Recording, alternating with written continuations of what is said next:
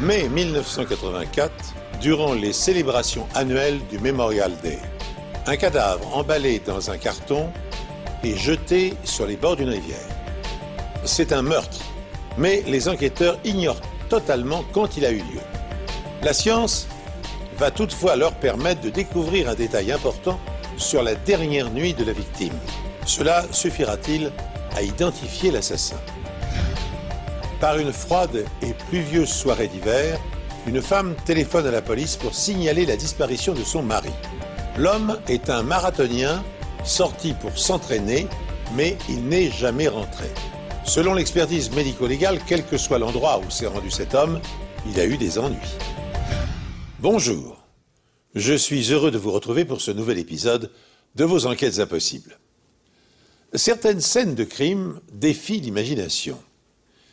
Et en dépit de leur expérience policiers et médecins légistes, se trouvent parfois confrontés à des situations insoutenables.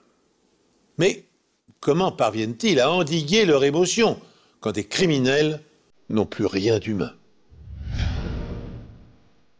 Dimanche matin, dans le centre de la Pennsylvanie, un pêcheur se promène sur les rives de la Juniata lorsque son attention est attirée par un gros carton.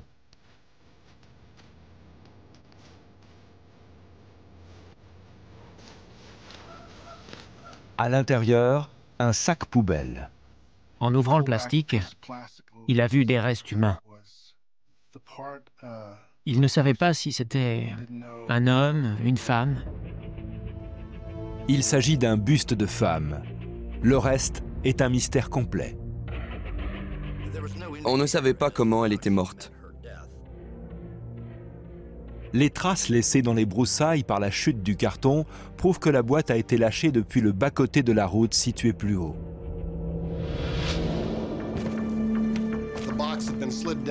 Dans sa chute, le carton avait asséché les broussailles, ce qui signifiait qu'il avait été jeté après la formation de rosée.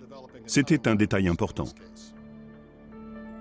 Sur le carton, les enquêteurs remarquent un trou et des traces de graisse. Dans cette graisse, des petits morceaux de polystyrène. En sortant le carton du coffre, ils ont dû l'accrocher contre le loquet. C'est de là que vient le trou. Pour empêcher l'identification du corps, le meurtrier lui a découpé la tête, les bras et les jambes. C'est une opération difficile qui demande beaucoup de temps et un endroit tranquille.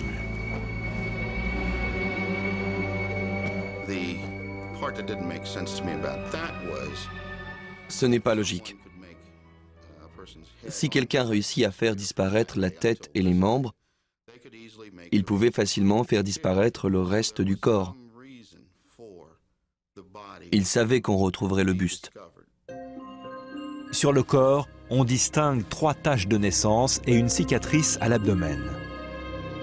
Le seul autre indice pour identifier la victime est une boucle de ceinture avec un signe du zodiaque. L'autopsie révèle la présence d'insectes sur le corps. Ils sont envoyés à un entomologiste médico-légal pour analyse. Un entomologiste est un spécialiste de l'étude des insectes. Il identifie les œufs comme étant ceux de la Calliphora vomitoria et de la Phormia regina, 2 espèces de mouches très répandues aux États-Unis. L'étude des conditions climatiques lors de la découverte du corps et l'état de développement des œufs et des larves permettent de donner une idée approximative de l'heure du décès. Elle datait d'environ 2 jours avant la découverte du buste. La victime serait donc morte le vendredi dans la nuit ou le samedi tôt dans la matinée. Toutefois, l'autopsie ne permet pas de connaître les causes du décès. En 1894, alors que technique et découverte révolutionnent les méthodes d'investigation, Pierre Mégnin, professeur au Muséum d'histoire naturelle de Paris, publie un traité, La faune des cadavres, dans lequel il répertorie les prédateurs spécifiques qui accompagnent les étapes de la putréfaction. Les entomologistes judiciaires distinguent aujourd'hui 8 escouades d'insectes qui colonisent la dépouille à tour de rôle. Des mouches bleues qui apparaissent dès que la mort survient, au coléoptère visible 3 ans après le décès, quand le corps est en phase de réduction squelettique. Lors de l'examen du corps, les pathologistes décèlent la présence de sperme, mais aucune trace de viol.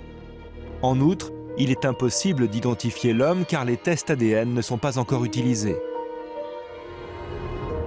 Mais avant de trouver un suspect, la police doit d'abord identifier la victime. On s'est dit qu'on tiendrait l'assassin si on trouvait qui était la fille.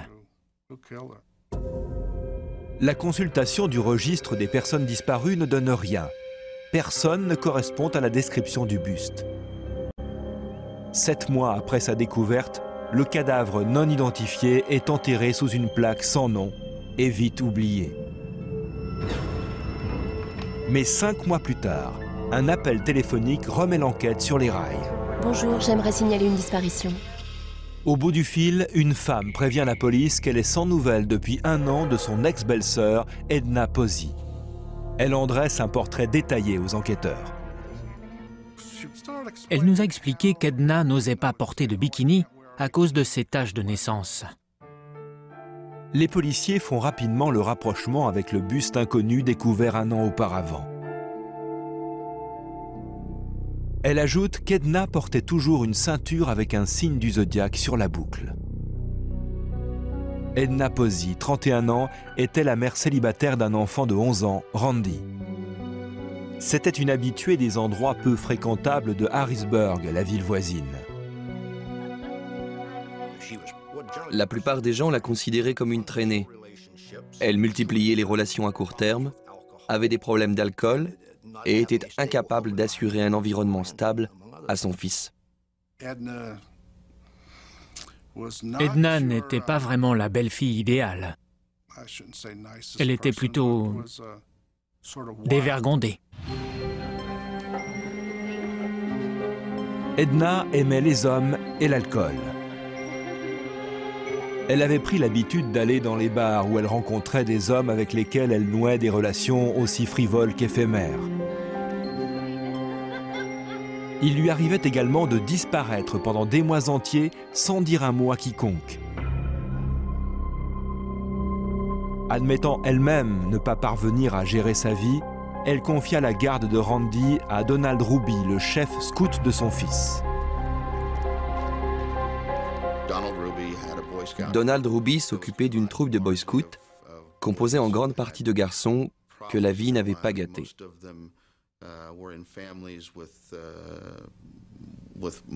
La plupart n'avaient que leur mère. C'était une troupe pour enfants en difficulté. Randy partit donc vivre chez Donald Ruby et sa femme. Il devint en quelque sorte leur propre fils. À 42 ans, Donald Ruby, machiniste de son état, n'avait pas d'enfant. Si beaucoup saluaient ce qu'il faisait pour les jeunes en difficulté, d'autres, en revanche, doutaient de ses intentions. C'est une question de point de vue. Il les embrassait sur la bouche, des choses comme ça. Personnellement, je ne le fais pas, même avec mes propres enfants. Edna partit s'installer en Virginie, à 250 km de là. Elle y décrocha un poste de technicien dentaire et essaya de reprendre sa vie en main. Une de ses anciennes collègues, qui préfère rester anonyme, témoigne. Elle mettait de l'argent de côté. Un jour, elle a rencontré un jeune soldat en poste en Virginie. Ils sont devenus très proches. Ils prévoyaient de s'installer ensemble et de reprendre Randy. Donald Ruby, le chef scout, s'est attaché à Randy, le petit garçon d'Edna Posey, qu'il considère maintenant comme son fils. Mais si sa mère parvient à mettre de l'ordre dans sa vie, jusqu'alors dissolue, sans doute souhaitera-t-elle le récupérer. La police pense que ce renversement de situation est peut-être à l'origine du drame. Il était clair qu'elle souhaitait reprendre Randy. Selon nous, Donald ne pouvait accepter d'abandonner cet enfant, qu'il considérait comme son propre fils. Donald Ruby avait-il donc un motif pour tuer Edna Posey? Interrogé par la police, Donald déclare qu'Edna est venue leur rendre visite le vendredi soir et qu'elle prévoyait de rester avec eux tout le week-end du Memorial Day.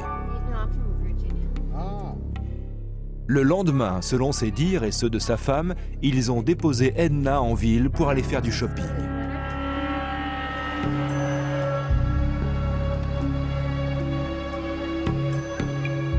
On passe te chercher vers 17h, 17h30, ok? Très bien, super, à tout à l'heure. Lorsqu'ils sont revenus la chercher, Edna n'était pas au rendez-vous. À connaître le style de vie qu'elle menait depuis des années, il n'y avait rien d'étonnant à ce qu'elle ait pu décider de disparaître une fois de plus. Ce que Randy raconte à la police est légèrement différent. Coucou, mon grand. Coucou, maman. D'après lui, il a vu sa mère pour la dernière fois lorsqu'elle est venue lui souhaiter bonne nuit. Je t'aime. Très bien, à demain. Quelques heures plus tard, il entend un grand bruit venant de la chambre où sa mère dort. Il décrit ça comme quelqu'un qui tomberait d'un lit. Le lendemain, lorsqu'il se réveille, sa mère est déjà partie. Si les estimations de l'entomologiste médico-légal sur l'heure du meurtre sont correctes, le bruit qu'a entendu Randy était peut-être celui de sa mère que l'on assassinait. Dans le coffre de la voiture de Donald Ruby, les policiers découvrent le même type de graisse que celui retrouvé sur le carton qui enveloppait le buste d'Edna. En outre, le trou présent sur le carton est de la même forme et de la même taille que le loquet du coffre. Les procureurs sont désormais convaincus que Donald Ruby a tué Edna Posey, et ce, dans la nuit du vendredi au samedi. La mise en examen pour meurtre de Donald Ruby va conduire les policiers à apprendre des faits troublants sur ses relations avec Randy, le fils d'Edna. Nous avons reçu plusieurs témoignages disant que, de retour de camping, il avait touché les parties intimes de Randy en prétextant chercher des tiques. C'était une preuve directe de pédophilie. S'il cherchait vraiment des tiques, alors disons qu'il se concentrait plus sur l'entrejambe et les fesses que les parents ne le font habituellement. Pour les procureurs, c'est la preuve que Donald Ruby a des pulsions pédophiles à l'égard de Randy et qu'il a tué Edna pour l'empêcher de le lui retirer.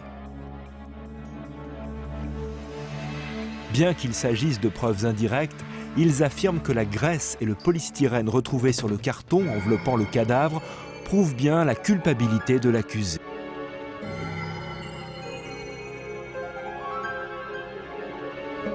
Pour la famille et les amis d'Edna, justice est faite.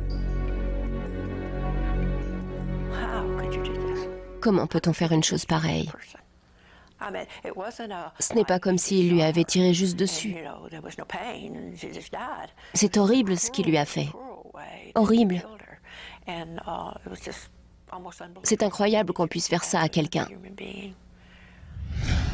Au point où nous en sommes dans le déroulement de cette enquête, nous pourrions penser que l'assassin et le dépeceur d'Edna Posey a été démasqué, arrêté et mis sous les verrous. Donald Ruby avait des instincts pédophiles. Il possédait un mobile pour éliminer celle qu'il considérait comme une rivale. N'oublions pas d'autre part que de la graisse a été retrouvée sur le carton contenant une partie du cadavre. De la graisse semblable à celle prélevée dans le coffre de sa voiture. Mais après 6 ans d'incarcération, le chef scout refuse toujours d'avouer le meurtre.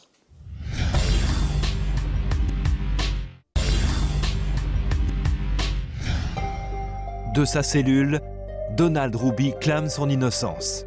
Il affirme que le coupable serait plutôt à chercher parmi le nombre incalculable d'amants peu recommandables qu'Edna fréquentait. Ses avocats demandent un nouveau procès. Ils estiment que rien ne permettait d'affirmer que leur client était pédophile et que la production d'un tel témoignage au procès constituait une grave violation de ses droits. Ils décident également de procéder à une nouvelle expertise médico-légale.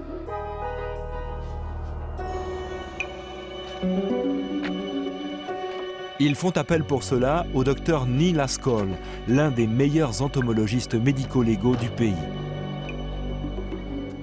Le docteur Haskell souhaite analyser les œufs et les larves trouvés sur le corps d'Edna Posey. Les mouches pondent des œufs qui se transforment en larves, puis en mouches. En lisant le rapport du médecin légiste, le docteur Haskell relève une incohérence. En effet, le rapport fait état de la présence d'œufs lors de l'autopsie, mais pas de larves. Il remarque autre chose. Lors de la première autopsie, les œufs furent prélevés en grattant le corps, puis placés dans une boîte à pétri. La boîte à pétri dans laquelle les œufs furent placés contenait donc également de la chair et du sang. Avant d'être analysés, les œufs avaient donc passé 3 jours dans une boîte où ils avaient pu se nourrir de chair et se développer. Je vais éviter de dire que les enquêteurs ont tout foiré. Je vais rester diplomate. Le docteur Haskell analyse les œufs trouvés sur le corps d'Edna Posey. 3 ans ont passé. Ils sont si secs qu'ils sont presque devenus poussière. Il faut les placer dans une solution pour les réhydrater. Selon le docteur Haskell, les œufs n'ont pu rester que peu de temps sur le cadavre. Edna Posey est donc morte très vraisemblablement dans la nuit du samedi au dimanche et non dans celle du vendredi, comme l'avait estimé le premier entomologiste. L'analyse entomologique a prouvé de manière scientifique et incontestable que la mort ne pouvait avoir eu lieu à la date indiquée lors du procès. Les conditions météorologiques indiquent également le dimanche matin. En effet, le pêcheur qui a découvert le carton a bien indiqué qu'il n'y avait pas de rosée ou de condensation dans le sillage laissé par la chute du carton. Le rapport d'autopsie lui-même confirme l'heure de la mort. Le médecin légiste y affirme en effet avoir détecté une certaine mobilité du sperme retrouvé dans le corps d'Edna. Or, dans le corps d'une personne morte, les spermatozoïdes ne peuvent rester mobiles que 24 heures après le décès. Donald Ruby dispose d'un alibi pour toute la journée du samedi et pour la nuit du samedi au dimanche. Après 6 années de prison, on lui accorde un nouveau procès. À la surprise générale, la défense présente une pièce nouvelle et inattendue. Le test ADN du sperme découvert lors de l'autopsie. Ce qu'il dévoile sur la dernière nuit d'Edna Posey fait l'effet d'une bombe.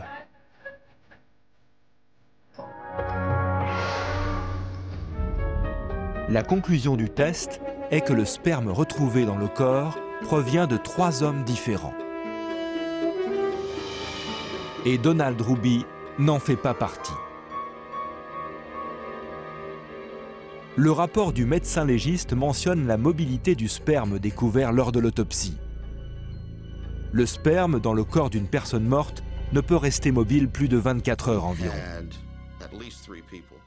Nous savons désormais qu'elle était au moins avec 3 personnes et qu'ils ont eu des rapports sexuels moins de 24 heures avant que le corps ne soit découvert. Nous nous sommes servis de ce détail pour suggérer qu'Edna, fidèle à elle-même, était partie s'encanailler lorsque Donald l'avait déposée en ville. La ligne de défense de Donald Ruby reste la même qu'au premier procès. Ils ont, lui et sa femme, déposé Edna en ville pour faire du shopping.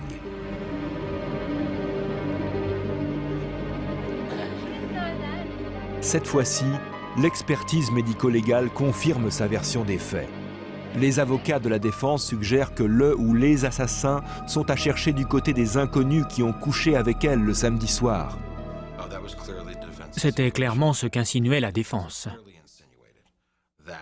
Le meurtrier est l'un des hommes avec qui elle a passé la nuit.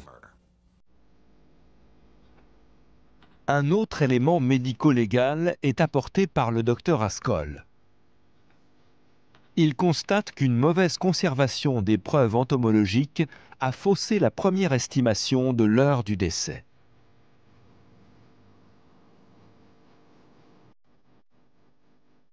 Il affirme au jury qu'Edna Posey est morte durant la nuit du samedi au dimanche, et non pas le vendredi soir comme on l'avait cru auparavant. La déposition du jeune Randy innocente encore un peu plus Donald Ruby. Lors du premier procès, Randy avait déclaré avoir entendu dans la nuit du vendredi un grand bruit venant de la chambre de sa mère. 8 ans plus tard, âgé de 21 ans, il ne se rappelle plus de rien. Randy n'avait plus aucun souvenir de ce qu'il avait entendu cette nuit-là. Nous lui avons demandé, mais il ne se souvenait plus. C'était un témoignage à charge de moins. La défense affirme également que le trou découvert dans le carton ayant servi à transporter le corps a pu être fait par n'importe quel véhicule ayant le même type de loquet que celui de Donald Ruby. Il en existe des milliers. Après un procès de 9 jours et 6 heures de délibération, le jury déclare Donald Ruby non coupable.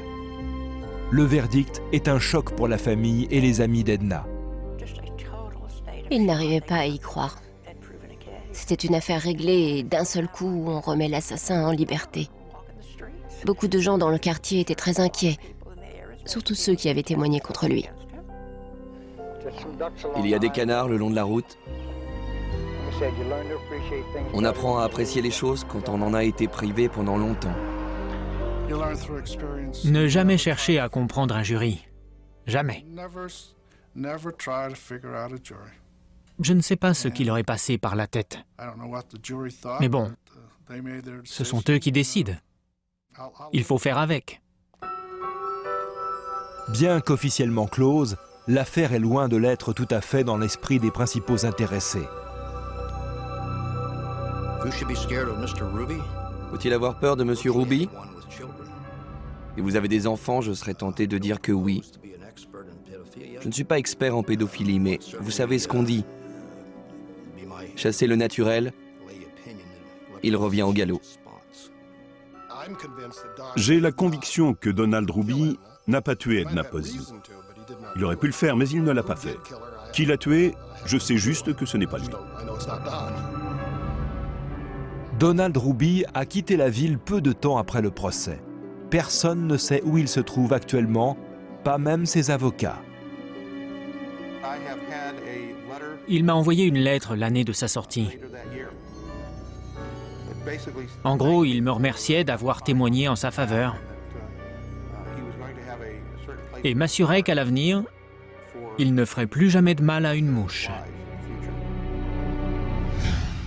Le ou les assassins d'Edna Posey sont toujours en liberté. L'expertise entomologique a permis de préciser l'heure du décès et l'analyse ADN a définitivement disculpé Donald Ruby. En 1987, les tests d'identification par l'ADN étaient embryonnaires et les brevets appliqués à la criminologie n'étaient pas encore commercialisés. Aujourd'hui, la recherche de la signature biologique d'un suspect permet de résoudre quantité d'affaires criminelles, car dans 99,9% des cas, à l'exception des jumeaux monozygotes, chaque individu possède un assemblage génétique qui lui est propre. Mieux encore, l'ADN est présent partout dans le corps, dans les fluides et dans les excrétions, comme les cellules de peau. Et outre leur abondance et la diversité de leur provenance, les traces d'ADN ont une longévité bien supérieure à celle des empreintes digitales facilement dégradables et transmises uniquement par quelques centimètres carrés de peau. N'a-t-on pas réalisé des prélèvements sur des momies égyptiennes vieilles de plusieurs milliers d'années? Passé au peigne fin, une scène de crime peut révéler une multitude de détails sur le mode opératoire et l'identité du meurtrier. Dans l'histoire que je vais vous raconter maintenant, excepté sa carte de visite, l'assassin a semé derrière lui plus d'indices qu'il n'en faut pour être démasqué. Au cœur de la Californie du Sud se trouve la petite ville de Valley Center. À environ 1 heure de route de San Diego, c'est une communauté tranquille et paisible entourée de collines et de terres arables. Les environs champêtres ont séduit Jane et Robert Dorotic, mari et femme depuis près de 30 ans. Le couple vit dans un ranch de 7 hectares. Ce ranch s'appelle Charisma Farms. Pour Jane, les chevaux sont toute sa vie. Il était évident que les chevaux la passionnaient. C'était l'une de ses plus grandes passions. Quant à Bob, il préfère la vie en plein air et le camping. Passionné d'exercice physique, il est marathonien. Ce qu'il adorait par-dessus tout, c'était camper avec sa famille et ses fils en particulier. Il faisait toujours des excursions différentes sur le mont McKinley. Ou alors il partait en randonnée dans le Grand Canyon et passait la nuit là-bas. Le couple a 3 enfants d'âge adulte, 2 fils et une fille, Claire, qui vit encore chez eux. Claire est aussi marathonienne. C'est une cavalière hors pair. Un dimanche soir de février 2000, Jane Dorotic téléphone au shérif pour signaler la disparition de son mari. Elle déclare que Bob est parti courir quelques heures auparavant, mais qu'il n'est jamais rentré à la maison. Quand elle a signalé sa disparition, j'ai tout de suite pensé, même si c'est un coureur, un marathonien, eux aussi ont des crises cardiaques quand ils s'entraînent. Il n'est pas rare que Bob effectue de longs entraînements, mais il n'est jamais parti aussi longtemps. Le shérif et ses adjoints fouillent toute la région en concentrant leurs recherches le long des trajets habituels de Bob. Les recherches se terminent le lendemain matin à 4h30 avec la découverte d'un cadavre. J'ai remarqué quelque chose à gauche dans le fossé. On aurait dit un corps. J'ai arrêté mon véhicule, allumé les phares. Je suis sorti de la voiture et j'ai pu confirmer qu'il s'agissait bien d'un cadavre. Je pouvais voir des traumatismes au niveau de la tête. La victime avait également une corde attachée autour du cou. En regardant le cadavre et les traumatismes, j'ai tout de suite pensé que nous avions affaire à un homicide. Le fait qu'il n'y ait aucune trace de sang à cet endroit indique que Bob a été frappé ailleurs. On a retrouvé des traces de pneus dans la boue, 2 empreintes. On a aussi retrouvé des empreintes de pas inutilisables. Elles ressemblaient à de gros trous dans les feuilles mortes qui se trouvaient par terre. La police retrouve un sillage dans la boue allant de la zone des empreintes de pneus jusqu'au cadavre. Et ils trouvent également un indice prouvant que Bob n'est pas sorti courir ce soir-là. Ses chaussures étaient très propres. Elles n'avaient aucune trace de boue, pas d'éclaboussure, aucune tache. Les informations dont je disposais à ce moment-là mentionnaient qu'il était allé courir la veille. Et ce jour-là avait également été une journée pluvieuse. Un cheveu de Dorotic est retrouvé sur sa poitrine, sous sa chemise, suggérant qu'il a été habillé après sa mort. Un indice supplémentaire confirme qu'une tierce personne l'a habillé. Les lacets de ses chaussures étaient noués vers l'extérieur. Le nœud n'était pas au centre de la chaussure. On aurait dit que quelqu'un lui avait fait ses lacets. Les nœuds étaient tournés vers l'extérieur. Les enquêteurs constatent avec soulagement que le meurtrier de Robert Dorotic a laissé derrière lui une multitude de preuves médico-légales. Le corps, déposé sur le bord de la route, recèle une moisson d'indices. Pour autant, pour confondre l'assassin, la police doit rapidement trouver la scène de crime. La nouvelle du meurtre de Bob Dorotic se répand rapidement à sa famille et ses amis. C'est son fils, Alex, qui prévient le meilleur ami de son père. J'étais assis dans la cuisine avec ma femme, j'ai décroché le téléphone et il m'a dit « Jim, c'est Alex Dorotic. » Je lui ai dit « Alex, ça va ?» Il m'a répondu « Pas très bien, ils viennent de retrouver Bob assassiné. » Je n'arrivais pas à le croire. Les médecins légistes commencent leur enquête en tentant d'identifier le véhicule du lieu du crime. À partir des empreintes dans la boue, ils mesurent la distance entre les roues. Le véhicule est identifié comme étant un pick-up. Ils analysent ensuite des photographies d'empreintes. Vous devez tout d'abord regarder la largeur des traces de pneus. On constate différentes tailles de pneus. Ensuite, il faut regarder les dessins. Chaque fabricant a des dessins de bandes de roulement différents, conçus pour différents types de routes. Le pick-up a 3 modèles de pneus différents. Les empreintes sont comparées aux milliers de pneus sur le marché. J'ai remarqué que les 2 pneus avant étaient de même marque, O. De Maria identifie le pneu arrière gauche comme étant un Firestone Radial et le pneu arrière côté passager comme un Cooper modèle Discoverer.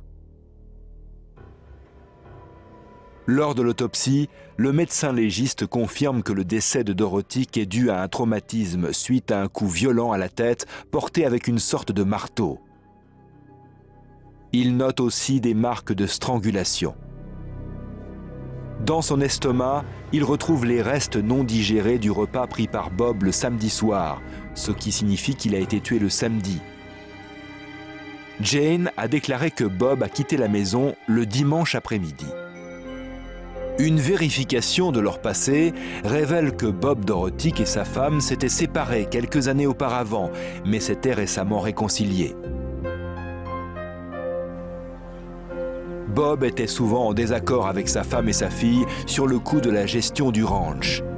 Jane et Claire souhaitaient investir plus d'argent dans le ranch pour l'agrandir. Il y a aussi la possibilité d'un employé mécontent. Le contremaître du ranch, Lionel Morales, est depuis longtemps du côté de Claire Dorothik dans le débat sur l'agrandissement du ranch.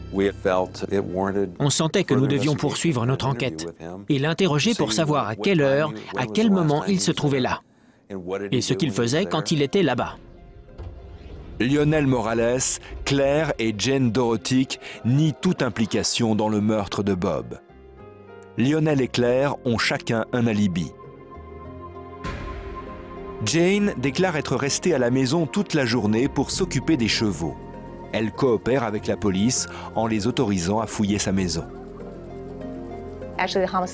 En fait, l'inspecteur chargé des homicides m'a prise à part avant d'entrer et m'a dit « Bon, Caroline, il s'agit d'une fouille autorisée par la suspecte. Tout ce qu'on recherche, ce sont des traces de sang évidentes et manifestes. Ne va pas fouiller partout, n'ouvre pas les tiroirs, ne fais rien de particulier. Sois aussi discrète que possible. » Dehors, le sol était boueux et les chaussures étaient interdites dans la maison.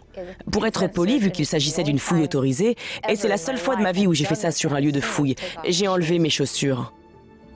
Les enquêteurs fouillent la maison et en particulier la chambre principale, mais ne trouvent rien d'extraordinaire. Afin de respecter les usages en vigueur dans la maison, la criminologue Caroline Gannett se déchausse avant d'inspecter les lieux. Ce détail peut paraître anodin. Pourtant, il va s'avérer lourd de conséquences et faire basculer l'enquête. J'ai avancé dans un coin de la chambre et j'ai senti que la moquette était mouillée sous mes pieds. J'ai littéralement sursauté, car je savais exactement ce que c'était. Le sol de la chambre était mouillé, comme si on l'avait récemment nettoyé. Et la moquette avait une teinte légèrement rouge. Ce qui m'a frappé, c'est avec quelle facilité nous aurions pu passer à côté. Si nous n'avions pas retiré nos chaussures, nous n'aurions pas découvert cette zone. Et quand ils regardent de plus près, ils s'aperçoivent qu'ils ne sont pas au bout de leur surprise. On aurait dit qu'il y avait des traces de sang sur l'ensemble de la couette. Il y avait des éclaboussures de sang à la tête de lit. Il y avait des éclaboussures sur le mur, derrière le lit. J'ai demandé à la famille s'il y avait une raison quelconque pour qu'on retrouve du sang dans la chambre principale. La famille, certains membres de la famille ont commencé à parler. La sœur de Jane Dorothik, Bonnie Long, nous a dit que l'un de ses chiens s'était sectionné un ergot et qu'il avait saigné. Ils retrouvent également du sang sur le mur en briques et sur le poêle dans le coin de la chambre. Le sang s'était même infiltré dans la pièce servant de débarras à l'étage inférieur. J'ai regardé les taches sur le mur, sur les briques. Elles étaient toutes identiques. Elles mesuraient toutes environ un demi-millimètre de diamètre. Elles s'étaient répandues à une vitesse moyenne. C'est généralement ce à quoi je m'attends quand il s'agit d'une attaque. Les analyses effectuées par Merritt révèlent que les éclaboussures de sang proviennent de la tête de lit, du côté où Bob aurait pu être endormi. La forme des taches sur le mur et sur la table de nuit indiquait leur direction. J'ai pris des bouts de ficelle, puis connaissant la direction du sang, je les ai tendus. Je les ai scotchés contre le mur et j'ai ainsi obtenu une zone de convergence. Cette zone de convergence révèle au médecin légiste où se situait la tête de Bob au moment de l'attaque. Merritt découvre également des traces de sang sur le plafond, laissées par du sang projeté d'un objet en mouvement. Il y avait des taches circulaires au plafond, directement au-dessus du lit. C'était la première indication d'une altercation. L'autre indication était les taches directionnelles. Des taches linéaires s'éloignant de l'endroit. Il y avait donc du sang au plafond, formant une ligne en direction du mur. Les analyses ADN confirment que le sang retrouvé est celui de Bob Dorotic.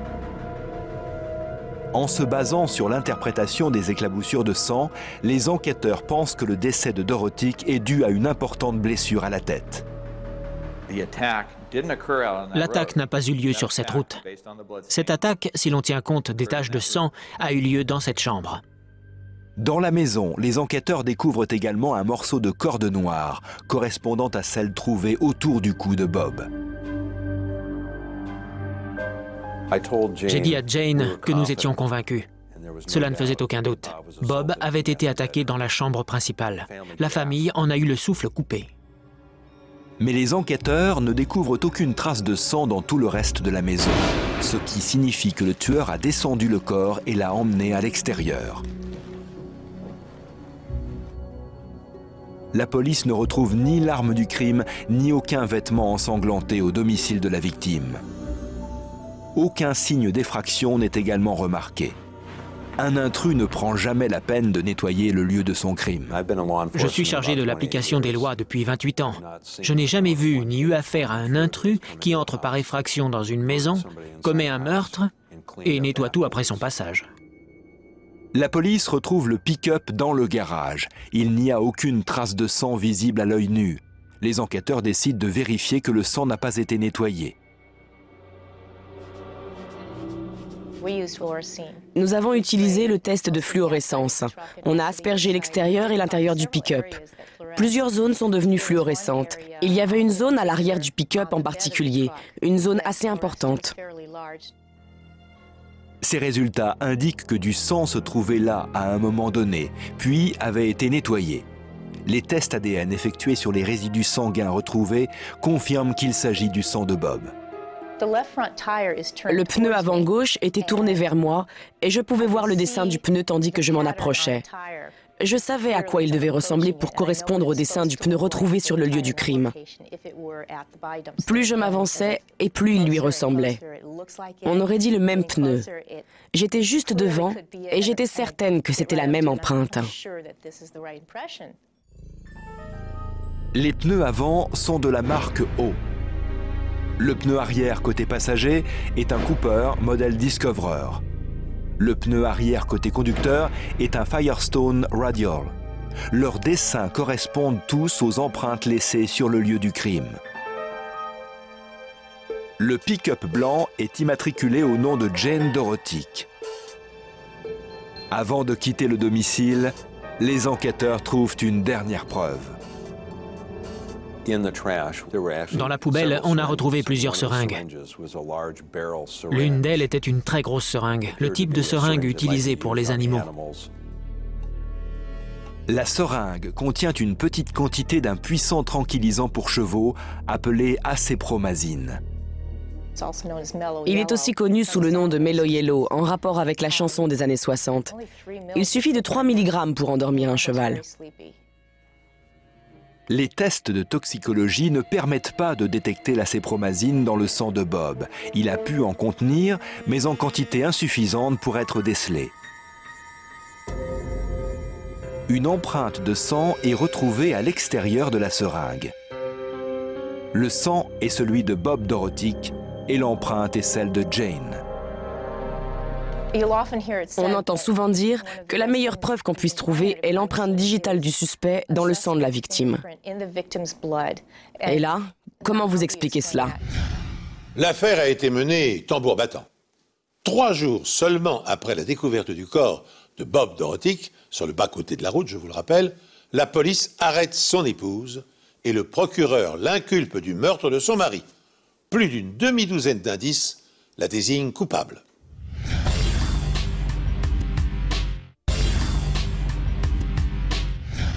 Your Honor, I'd like to say that I'm innocent. I loved my husband. I love him still.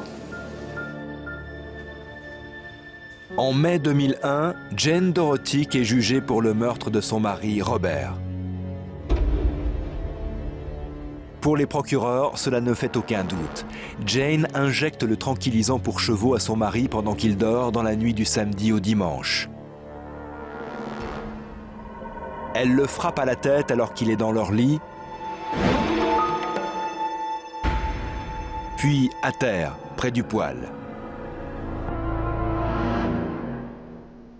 Quand Jane jette la seringue, elle laisse ses empreintes dans le sang de Bob. Après l'avoir habillé, elle le porte ou le traîne au rez-de-chaussée jusqu'à son pick-up.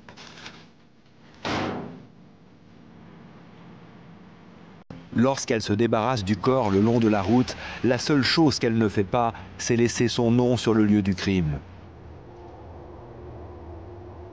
La propreté des chaussures de Bob prouve qu'il n'est pas allé courir. La position des lacets indique qu'ils ont été noués par une tierce personne. Et le sang sous sa chemise est la preuve qu'il a été habillé après son décès. Et puis, il y a les empreintes de pneus du pick-up. Des amis ont vu Jane en fin d'après-midi ce dimanche-là dans un centre commercial du quartier. Pour les procureurs, c'est l'endroit où elle s'est débarrassée de ses vêtements ensanglantés et de l'arme du crime. Tout ce qu'on a récupéré accusait Jane Dorotic. Il y avait différentes pièces du puzzle et quand vous les mettiez toutes ensemble, tout l'accusait. Le mobile semble être l'argent. Jane souhaitait dépenser beaucoup d'argent pour les chevaux, pour leur entretien, pour le maintien de leurs écuries. La passion de Jane et de Claire pour les chevaux ne le dérangeait pas. Mais ils étaient souvent en désaccord sur la quantité des ressources familiales qu'ils devaient allouer à ce loisir. 2 ans auparavant, alors que le couple est séparé, Jane apprend que selon la loi californienne, elle devra payer une pension alimentaire à Bob s'il divorce, étant donné qu'elle représente la principale source de revenus du couple. Bob m'avait dit qu'elle était très en colère quant au fait de devoir lui payer une pension alimentaire. Ça l'avait rendue livide. Et elle était devenue très menaçante. On a retrouvé des lettres datées du vendredi précédant sa mort. Il cherchait du travail. Peut-être qu'il lui a dit « Ça ne marche pas, je pense que nous devrions divorcer », mais elle ne voulait pas lui payer de pension alimentaire. Lors du procès, les avocats de la défense déclarent que c'est Claire Dorotic, aidée de Lionel Morales, la meurtrière de Bob Dorotic. Ils fournissent une lettre écrite par Claire à son père, d'une grande hostilité suite à des abus présumés. Elle vivait sa vie en essayant de satisfaire son père. Et elle avait emmagasiné énormément de haine et de rancune au fil des années. Selon les avocats de la défense, Lionel Morales était compatissant envers Claire. Ils ont sous-entendu qu'étant donné qu'il travaillait pour Claire Dorotic et qu'elle n'aimait pas son père, il aurait tout fait pour elle. Mais la police était satisfaite car ils avaient tous deux de solides alibis. Nous étions sûrs que Claire n'était pas en ville ce week-end-là. Et Jane était la seule personne à être chez eux. Jane était la seule suspecte dans nos esprits. Claire Dorotic et Lionel Morales invoquent leur droit au 5e amendement contre l'auto-incrimination et décident de ne pas témoigner. Jane ne fournit aucune explication sur l'empreinte retrouvée dans le sang de son mari sur la seringue contenant le tranquillisant pour chevaux. Après 3 jours de délibération, le jury rend son verdict.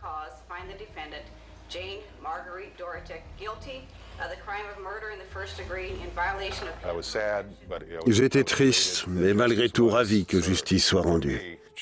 Pour moi, elle m'a volé un de mes meilleurs amis, à moi et à tous ses autres amis. Et c'est le pire vol que l'on puisse commettre.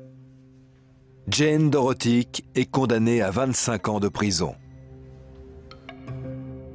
Il est indéniable que les preuves médico-légales ont joué un rôle incontestable dans la condamnation de Jane Dorotic. L'expertise médico-légale a pu prouver qu'il n'était pas sorti faire un footing, comme elle l'avait déclaré. Les experts ont confirmé que ses chaussures avaient été lacées et qu'il avait été habillé après avoir été roué de coups.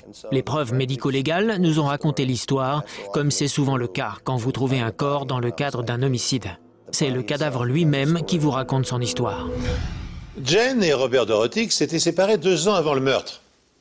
Ils avaient même envisagé de divorcer, mais dans ce cas, Jane, en qualité de gérante du ranch, aurait dû verser une pension alimentaire annuelle de 50 000 $ à son ex-conjoint, somme qui lui aurait interdit de poursuivre ses investissements pour améliorer son élevage de chevaux. Pour absurde qu'il soit, cet argument a motivé le passage à l'acte. Dans le but d'innocenter leur cliente, les avocats de la défense tentèrent en vain d'incriminer Claire, la fille de la victime. Comme elle possédait un solide alibi, ils essayèrent ensuite de faire porter la responsabilité du meurtre sur Lionel Morales, le garçon de ferme, affirmant que des témoins auraient aperçu des hommes de type hispanique rôder à bord d'un pick-up sur la route, non loin de l'endroit où le corps de Bob a été retrouvé. Mais les preuves médico-légales accablaient Jane Dorotic et aucun argument ne put semer le doute raisonnable dans l'esprit du jury. Jane Dorotic fut condamnée à une peine de 25 ans de réclusion. Et ainsi prend fin cette émission. Je vous remercie de nous être fidèles et vous donne rendez-vous bientôt sur cette antenne pour un autre épisode des Enquêtes Impossibles.